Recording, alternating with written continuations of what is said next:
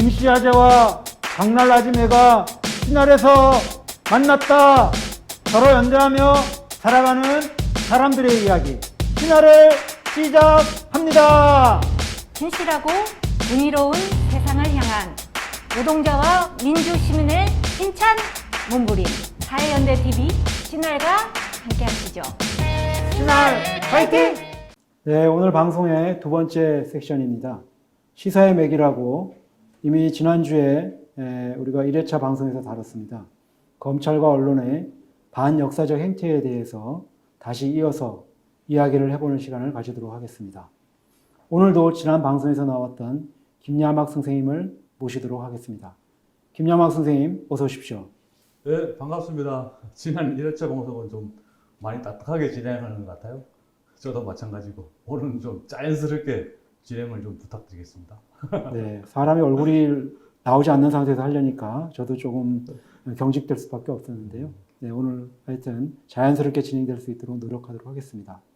예, 오늘 준비한 주제에 앞서서 먼저 요즘 그 추미애 법무부 장관에 대해서 야당들하고 일부 언론들 그리고 극우 세력들이 사퇴 압력이 굉장히 심해지고 있습니다.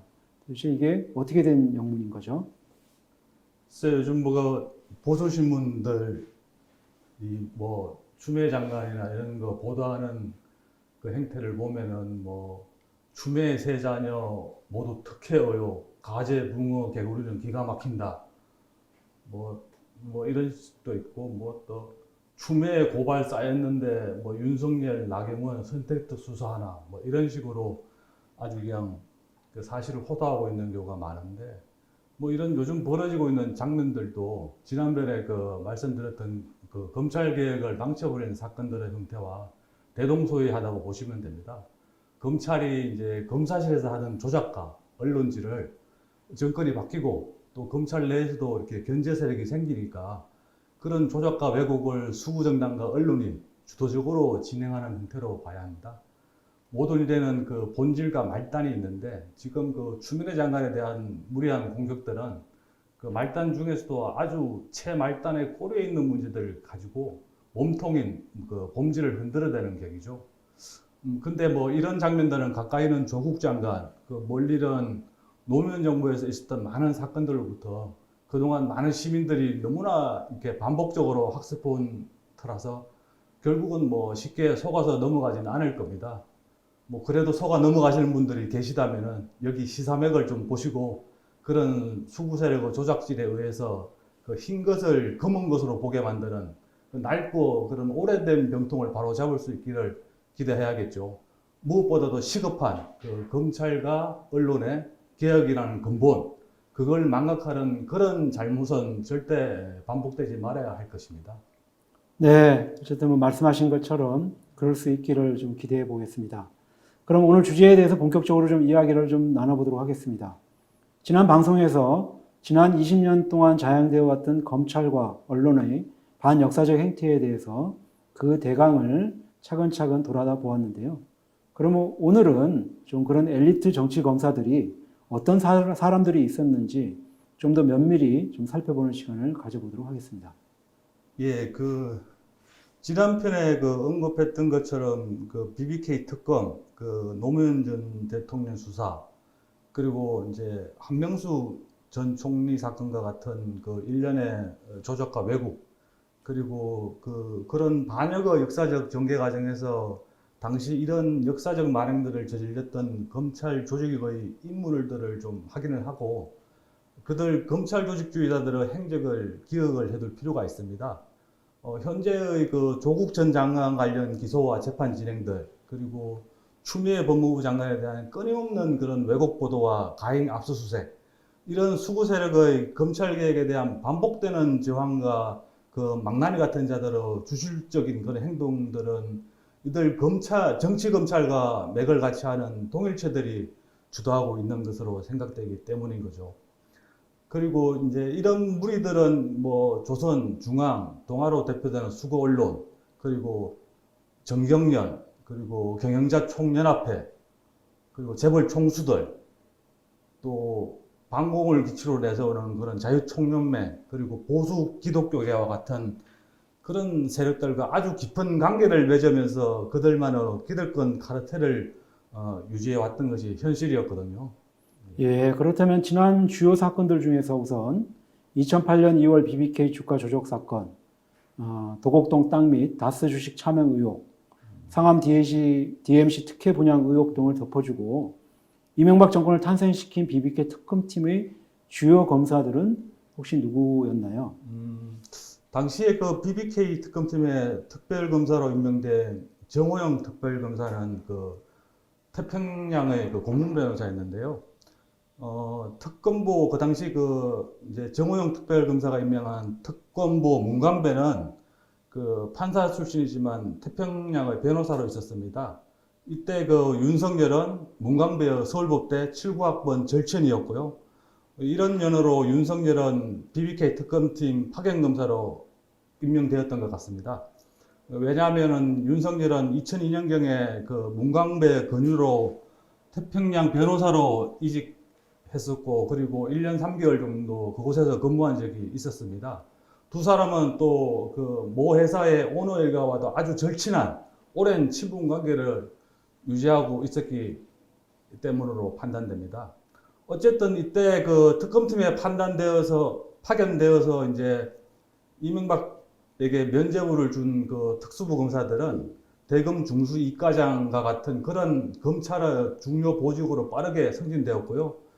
그 윤석열 또한 그 대구지검 특수부 부장을 거쳐가지고 2009년 8월에 대검에서 주요 사건을 다루는 그런 범죄정보 2 담당관을 맡게 된 거죠.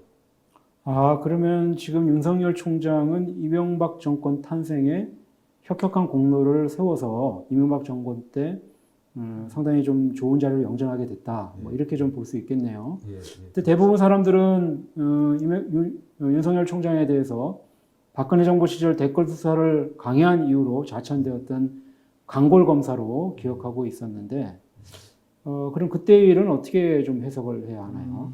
그거는 그 우선 그 이명박과 박근혜의 이제 권력 분화나 그 대결 구도로 해석을 해서 이명박 라인의 검사가 박근혜 라인의 그런 권력들에게 저항했다고 볼 수 있는데, 얼마 전 그 한 국회의원이 어느 정부가 검찰의 독립성을 가장 잘 보장해 줬냐라는 그런 질문을 한 적이 있었는데, 그때 이제 윤석열이 MB 정부가 가장 쿨했다, 뭐 이런 아주 명확하게 답변하는 태도로 헤아려 본다면은 그런 해석이 거의 맞을 거예요.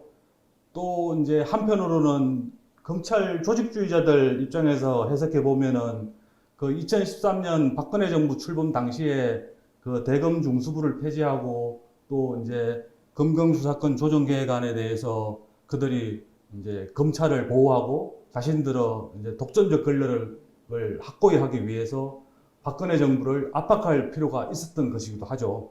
실제 그 이명박 정부 시절에 청와대는 중수부 폐지를 이제 반대하던 입장이었었거든요. 그러면 박근혜 정부가 그 당시 뭐 연유야 어쨌든 간에 중수부를 폐지한 거는 뭐 실제 일종의 무늬만 폐지한 것이었지만 검찰주의자들에게는 상당히 그것이 좀 불편했던 것이 사실인 것 같고, 그런 걸로 인해서 윤석열 등 검찰 조직주의자들 입장에서는 박근혜 정부에게 좀 저항하는 모습으로 나타날 수밖에 없었던 걸로 해석을 해야 되는 거네요. 예, 그렇게 해석할 수 있죠. 예. 그러면은 이명박 정권 초기에 노무현 전 대통령 사건을 담당한 대검의 수사 라인에는 어떤 사람들이 있었나요? 그 노무현 대통령 수사는 그 대검에서 이제 담당을 했어요. 말씀하신 것처럼 당시 이제 수사 책임자는 대검 중사부장인 그 이인규였죠. 이인규. 이 사람은 그 SBS와 함께 논두렁식의 보도를 이제 조작한 것으로 의심받고 있었던 자인 거죠. 그리고 그 또 한 사람이 우병우는 대검 중수 1과장, 그리고 홍만표는 대검 수사계획관으로 활약했는데, 이 중에 먼저 이인규는 윤석열과 아주 절친한 대검 중수부 선후배 관계로 소문이 나 있습니다. 그리고 2009년 8월경에 검찰을 사직한 후 줄곧 그 법무부인 발언의 변호사로 이제 활약 중인데, 현 정부 들어서고 이제 한동안 미국에 체류하다가 윤석열이 검찰총장에 임명된 후에 한국에 들어온 것으로 이제 알려져 있습니다. 이인규는 그 얼마 전 MBC 그 스트레이트에도 한번 나온 적이 있었는데 그 2013년 윤석열과 관련된 어떤 회사 그 오너 아들의 배임 행정 사건을 변호한 이유에서죠. 그 이인규도 이제 윤석열, 문광배와 마찬가지로 이 회사 옛 오너 부자와 아주 깊은 관계를 유지해 왔던 것으로 생각이 됩니다. 그 두 번째로 말씀드린 그 우병우는 그 2010년 대검 수사 계획관을 끝으로 이명박 정권에서 주춤하다가 이제 잘 아시다시피 박근혜 정권 때 다시 민정수석으로 이제 아주 대활약을 펼친 인물이죠. 그 마지막으로 홍만표는 그 2015년 정운회 게이트 사건 때 몰래 변론으로 수백억 원을 번 것이 드러났었죠.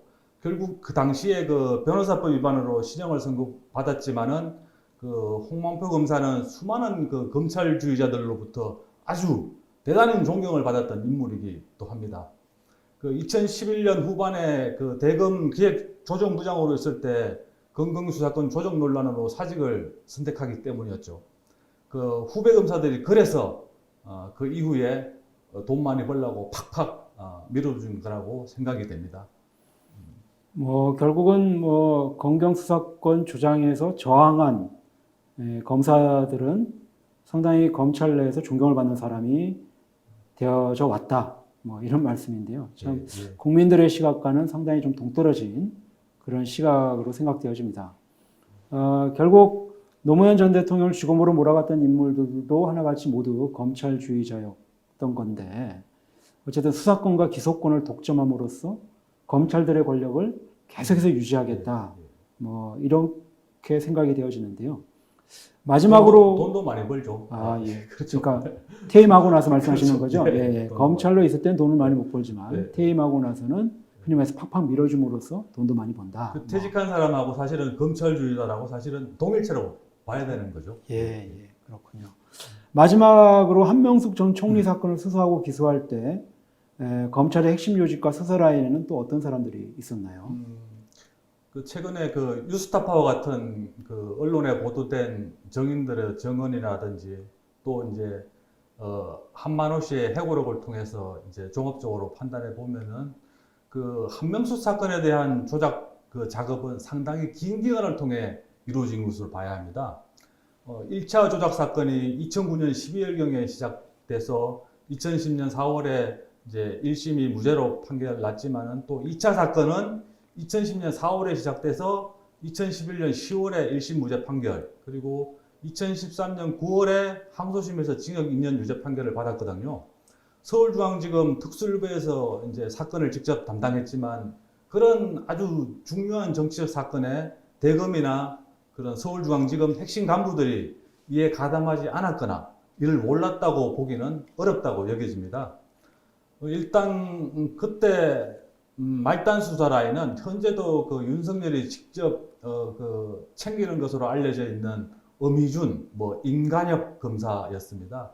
엄희준은 당시 서울중앙지검 특수부 담당 검사였고 임간혁은 특수부 담당 주임 검사였습니다.